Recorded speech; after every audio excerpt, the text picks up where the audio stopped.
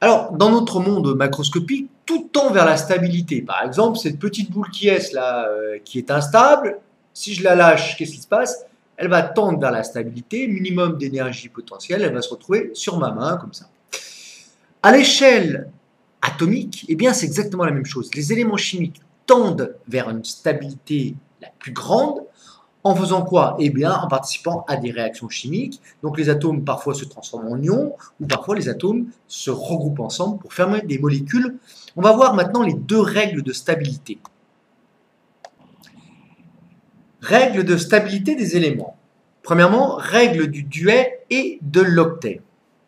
Quelques rappels. La structure électronique des gaz rares inertes chimiquement, c'est-à-dire qu'ils ne réagissent pas, présents dans la nature sous forme monoatomique, c'est-à-dire qu'on les trouve sous forme d'atomes isolés, eh bien, on va prendre les trois premiers du tableau des éléments chimiques, tableau de Mendeleïev. L'hélium, He, sa structure électronique, c'est K2. Le néon, c'est K2L8. Et l'argon, c'est K2L8M8. Qu'est-ce qui leur confère donc une si grande stabilité? Eh bien, c'est d'avoir soit deux électrons sur la couche K, couche externe, ou 8 électrons sur leur couche externe, c'est-à-dire dans ce cas-là la couche L, et dans ce cas-là la couche M. Bien, les atomes appartenant aux différents éléments chimiques tendent à gagner en stabilité au cours de réactions chimiques. Les règles de stabilité sont les suivantes.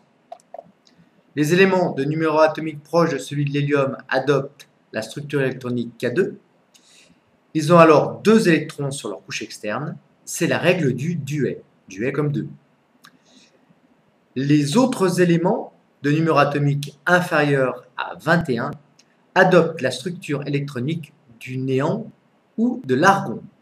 Ils portent donc 8 électrons sur leur couche externe. C'est la règle de l'octet.